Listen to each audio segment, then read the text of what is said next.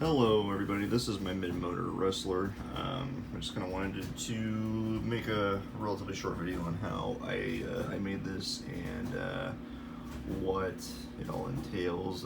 So basically from about here forward, I mean it's really no different than the regular Rustler. I do have GTR shocks on there. They're actually GTR shocks from a Slash, I think it was a 4-wheel drive.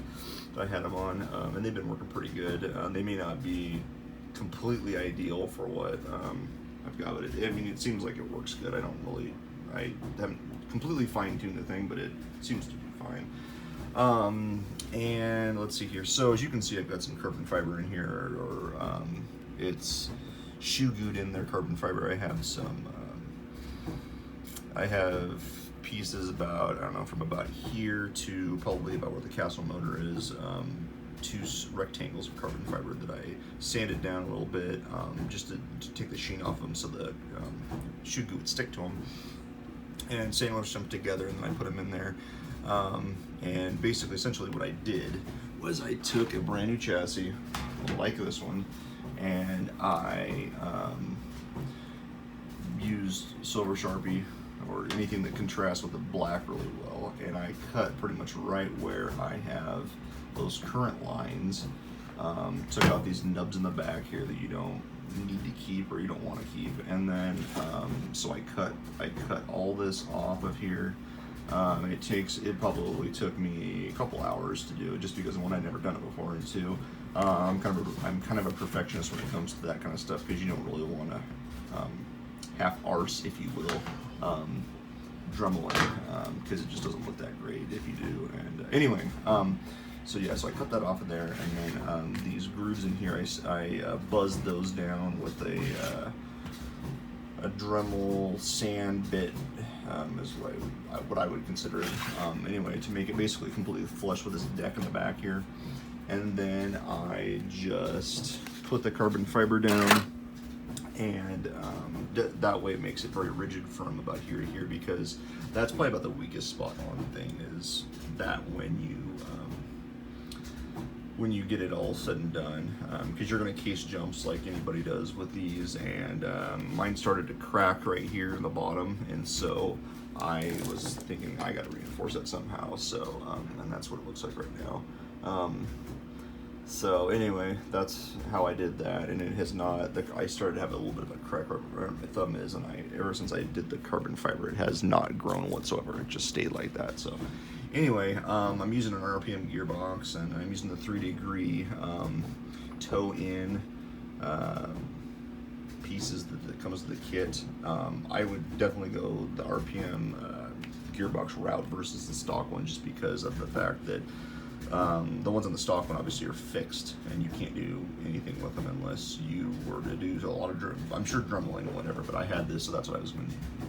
I had this already, so that's what I was deciding to use. So actually, with this setup, I'm using these are actually Slash rear, or these are Slash A-arms on here, and I don't have a specific reason why I went with them, but yeah, and they were good. It ends up being, if you look at the top of the tracking, it's the front is just a teeny bit wider than the back, which is, I think, the way you really want it for stability and whatnot. Anyway, so yeah, I have that, and well, as far as the mounting, I forgot that in the first video I made. The mounting, it's exactly the same as original. What I had originally done is, you can see that there's these holes on the very top here. I had drilled those and kind of chamfered them out, because I had extended the back end of it, but it doesn't really work out as well that way. I've done some trial and error with this setup, and I feel like this is really the best way to get this done. So I'm using the stock mounting spots, which are obviously right there. These two lower guys right here, those I did have to carefully kind of calculate out where I was going to put those, because those add a lot of hold down to this motor, or the transmission. So I would highly recommend doing that.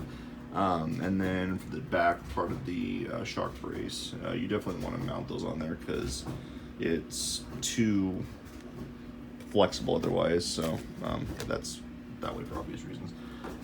But anyway, so yeah, that's what I ended up doing with this. This thing is way more controllable in the air. It's just way more balanced. In my opinion, this is what Traxxas should have done originally, but obviously they're Traxxas, they can do whatever they want. So anyway, yeah, so this is my setup. I feel like it balances out really well. I'm using the shorty packs, like a 442 or 4600 milliamp 2 cells in this. They fit in here really well. I usually have like a foam spacer, just like this, wedging it in between there like that or whatever, and of course it squishes the crap out of it, so it's like way up against there.